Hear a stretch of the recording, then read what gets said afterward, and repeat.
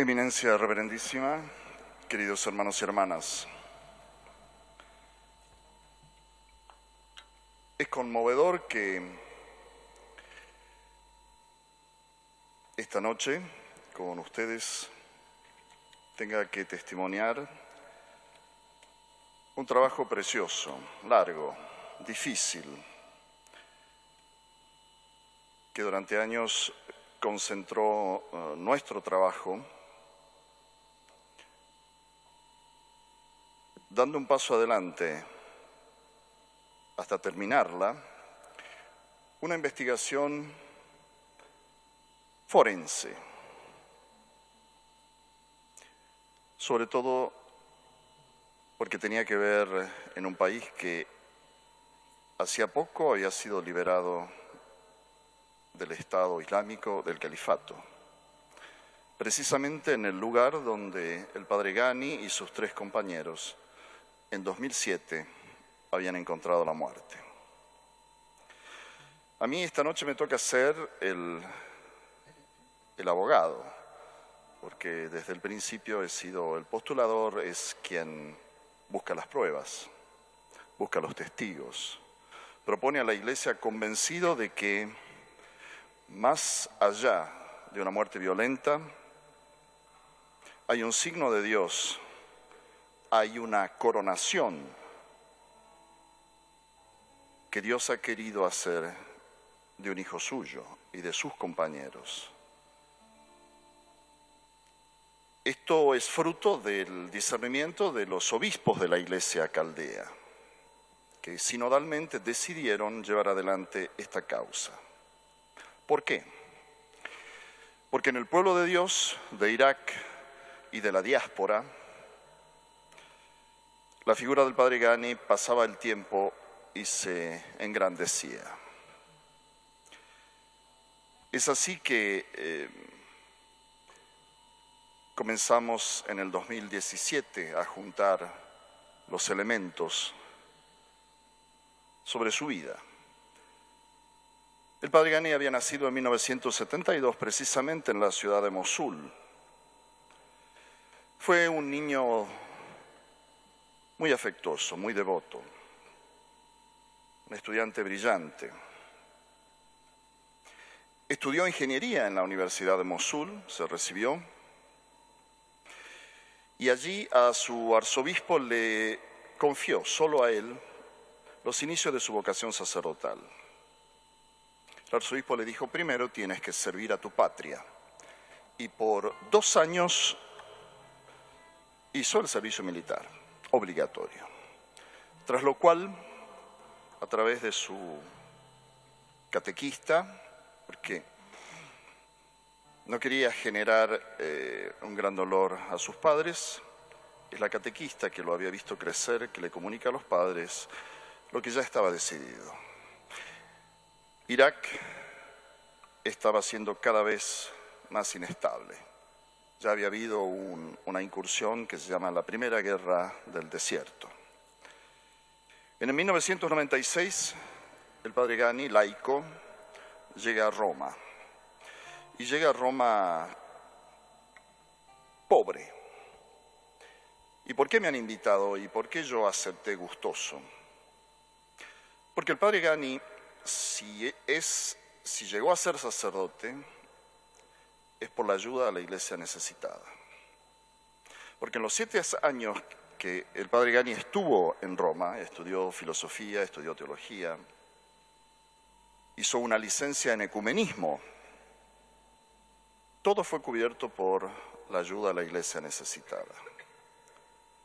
El padre Ghani tenía algo de extraordinario,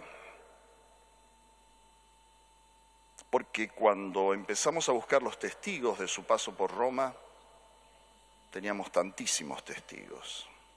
Y miren que por Roma pasa mucha gente.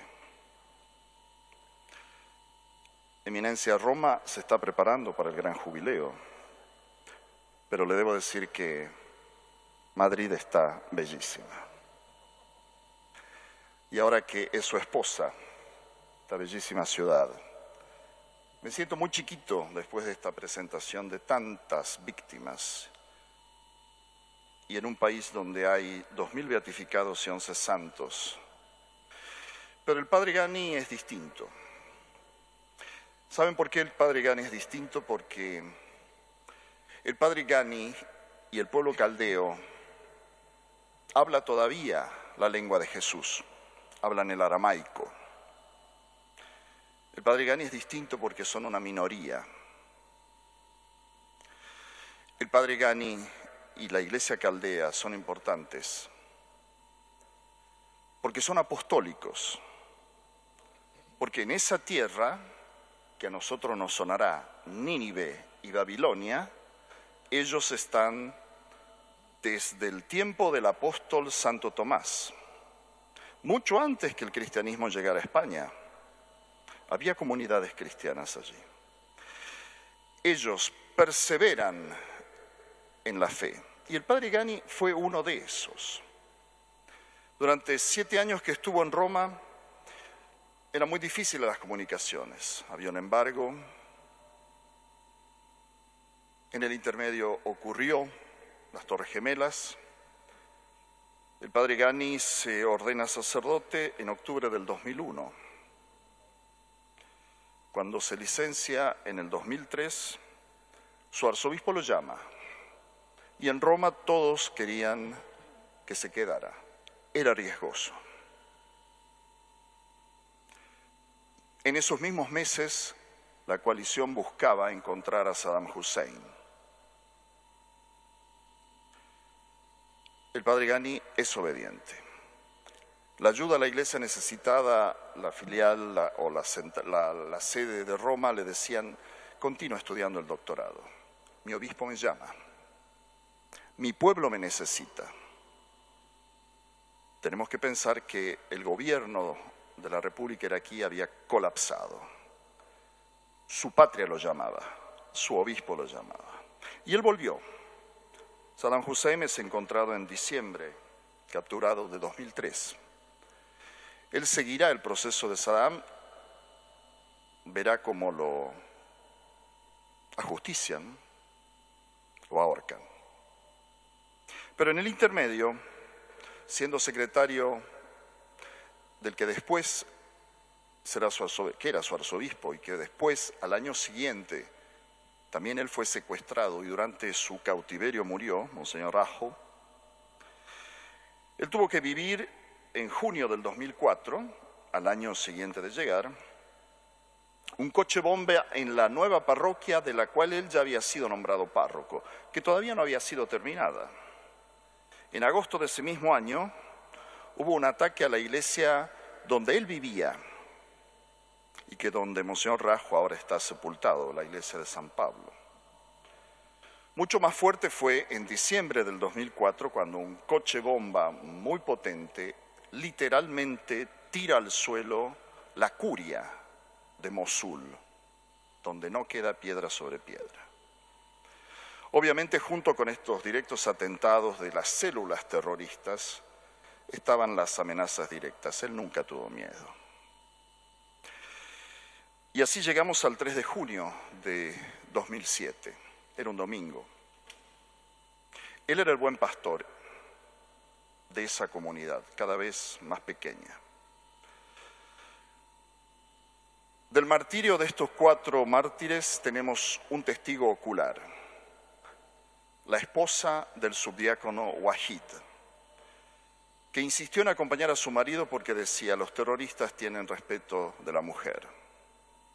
Ella también tendría que haber muerto esa noche. No nos explicamos cómo el cuerpo de su marido, cuando después exhumamos el cadáver, tenía costillas rotas, huesos rotos, y ella simplemente, desvanecida, cayó y aproximadamente 10-15 minutos se despertó bañada en la sangre de su marido, pero no tenía ninguna herida. Ella vio todo. Y ustedes han escuchado esa primera parte. Ellos se presentan, porque el padre Ghani les pregunta: ¿y ustedes quién son?